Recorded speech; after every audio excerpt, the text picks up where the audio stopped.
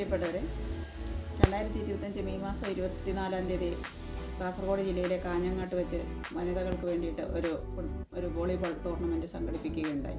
Wings Kerala എന്ന ഒരു WhatsApp കൂട്ടായ്മയുടെ നേതൃത്വത്തിലായിരുന്നു ആ ടൂർണമെൻറ്റ്. പോലീസ് ഡിപ്പാർട്ട്മെൻറ്റിൽ നിന്നും റിട്ടയറായ ശ്രീമതി ബിനിയാമീമിൻ്റെ നേതൃത്വത്തിലുള്ളതാണ്.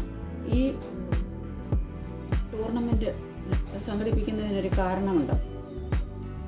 എന്താണെന്ന് ചോദിച്ചാൽ, കേരളത്തിലെ സാമൂഹിക അന്തരീക്ഷത്തിൽ ഒട്ടും സുരക്ഷിതരല്ല. ഒരു ഒറ്റക്കൈനാൽ പോലും ആക്രമിക്കപ്പെടാമെന്ന അവസ്ഥയിലാണ്.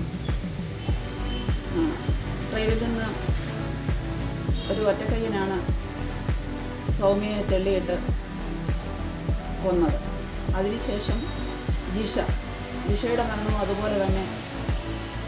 ഈ സാഹചര്യത്തിലൊക്കെ സ്ത്രീകൾക്ക് പറ്റുന്നത് എന്താണെന്ന് ചോദിച്ചാൽ, അവർക്ക് ഒരു ആക്രമിയെ നേരിടാനുള്ള മാനസികമായിട്ടുള്ളതോ ശാരീരികമായിട്ടുള്ളതോ ഉള്ള ആരോഗ്യമുണ്ടെന്നുള്ള ഒരു ആത്മവിശ്വാസമില്ല.